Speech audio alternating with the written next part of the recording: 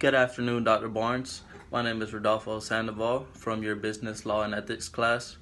And for today's final presentation, I will be speaking to you about the still pending case of the National Association of Manufacturers versus the United States Department of Defense, more specifically the EPA and the U.S. Army Department of Engineers.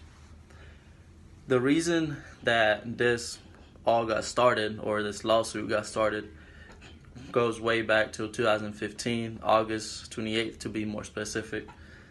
The reason that this happened was that the EPA and the United States Army Department of Engineering altered a little bit with the Clean Air Act in such a way that they changed a little bit of the rules as to what their jurisdiction is or how far they can go.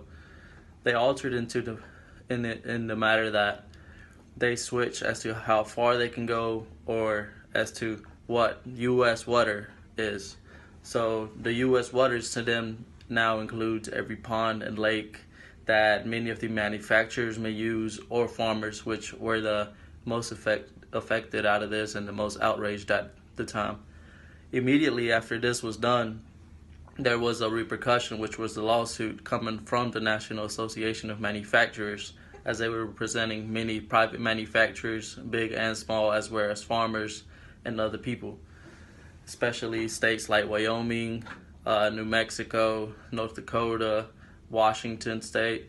These were states who you can recognize mostly for a lot of farming, and they would be the greatest affected ones because they use a lot of the water, streams or lakes or ponds, and they would be the one most affected by this law, because this would now give them more vulnerability against the EPA and against the Department of Defense. If they were to be able to be sued, it was something that would greatly affect them.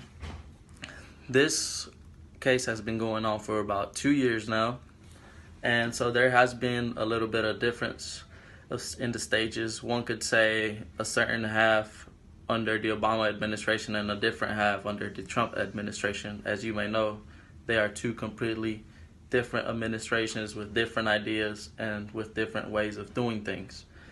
Under the Obama administration, this went okay. It went pretty well towards the Department of Defense because they had the backing of the Obama administration and of many activists and environmentalists who Barack Obama was backing, because it was part of something that he believed in, which was a better environment and more stricter rules towards the manufacturing companies and many other farmers.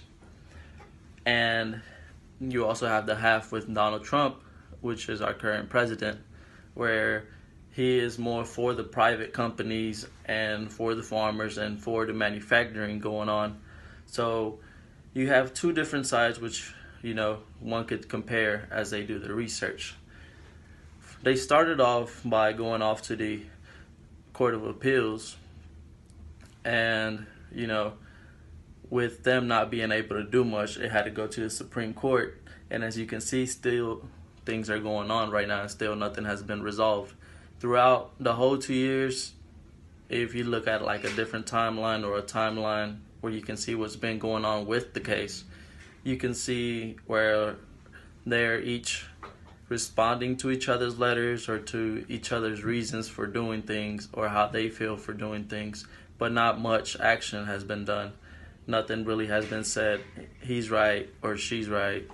It's just still been excuse after excuse of dates. So only one oral confrontation has been done, or one oral discussion has been done, and that was this past October 11th.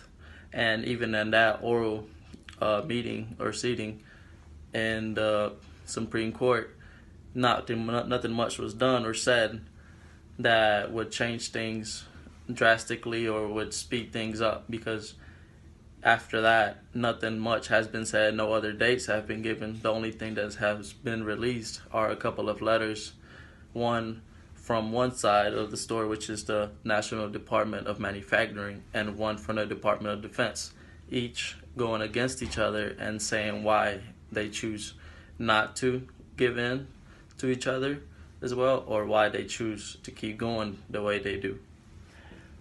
And one of the only actions you can see from the current president, which is opposing the past president as well, is that he had asked the EPA and the Department of Defense to back up a little from what they had done, and if they could calm down with the rules against the manufacturing companies and against the farmers, environmentally.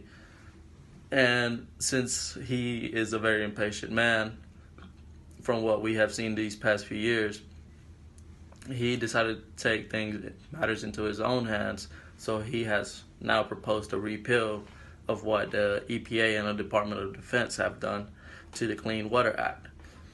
From what we can see at the moment, things will be heading more towards the way of the National Association of Manufacturers. But even then, we can't be so sure because it has been going on for 2 years. And even though the president does have a great amount of power to go to this, the Supreme Court has kept the dates going and going to where nothing much can be done. The way I see things is that there's pros and cons for each. And as the president has said in one of